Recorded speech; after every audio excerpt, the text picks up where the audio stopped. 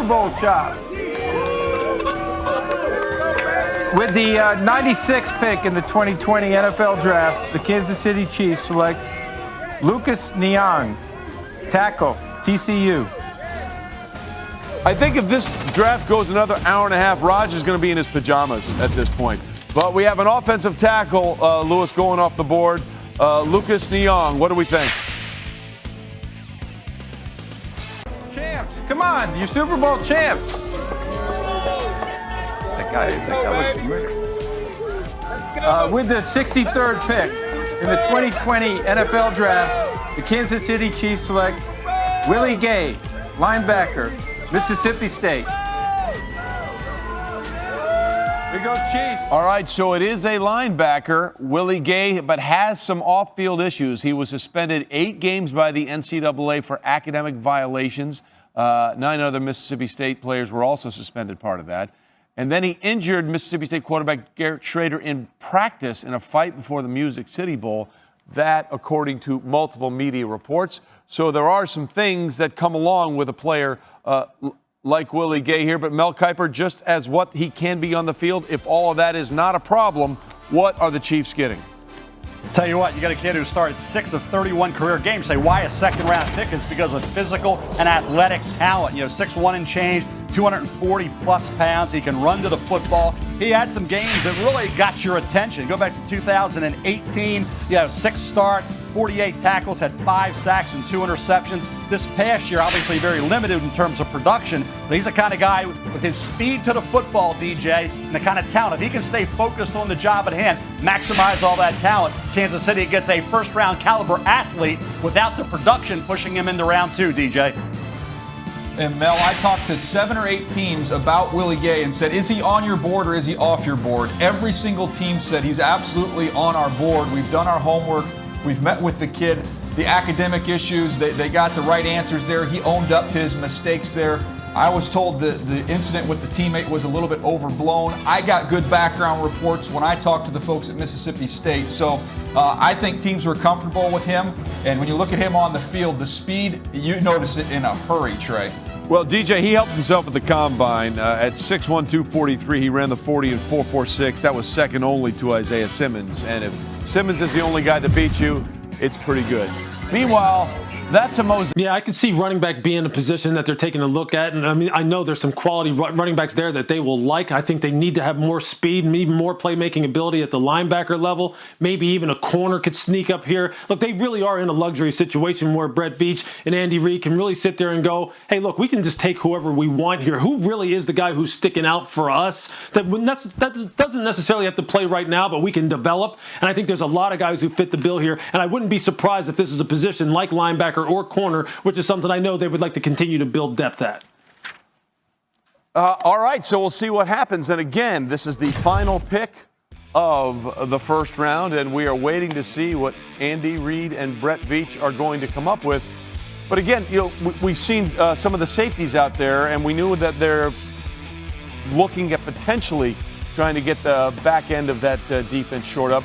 I know you mentioned Chris Jones. They're going to put the franchise tag on him. That could get awkward, but I'm not sure if there's someone at this point in the draft that you'd feel comfortable, because Chris Jones was such a beast for them last year when he was healthy. A little nicked up in the postseason as well, but he was healthy enough to get things going. So the Kansas City Chiefs are close to closing out the first round. And ladies and gentlemen, the pick is in. Where will the champs go? Let's find out now. You guys aren't super fans for nothing. Let's go. Come on. With the 32nd pick in the 2020 NFL Draft, the Super Bowl champion Kansas City Chiefs select Clyde Edwards-Helaire, running back, LSU. Sometimes you just have a hunch. Clyde Edwards-Helaire was a fascinating running back for them this past season. How about this?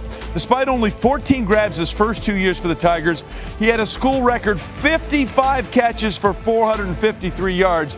And clearly Clyde Edwards-Helaire is a car guy, because he said, if you're a car guy, I'm like a Pirelli P0 tire fresh off the market. That's my thing. My lifespan is pretty long right now. Only 370 carries in his 3-year career. And his name is Clyde Edwards-Helaire, based on his birth father, Clyde Edwards, and his adopted stepfather, Shannon Helaire.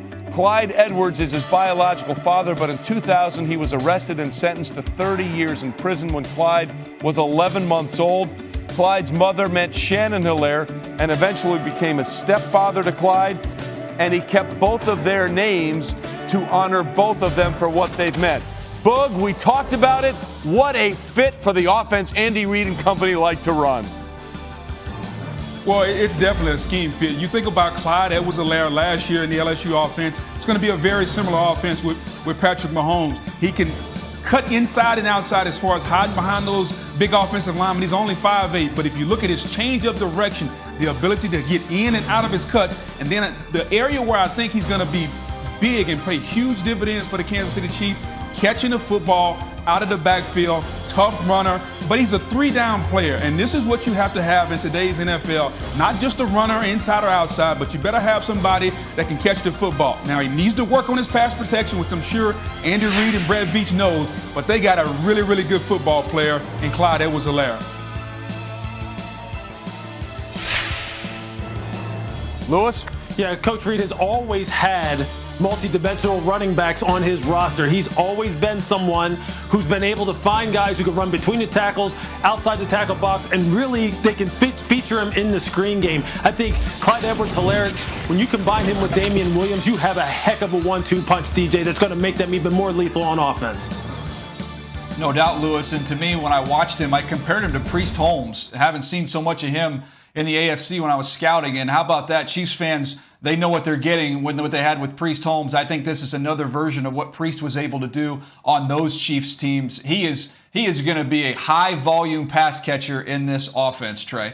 Yeah, listen, this you want to talk about, and Louis Riddick said this when they drafted Patrick Mahomes a couple of years ago. It was a perfect fit for what they want to do. When you saw what Clyde Edwards-Helaire did in that Joe Brady offense, who's now the offensive coordinator with Matt Rule in Carolina, you could just see him projected into what Kansas City wants.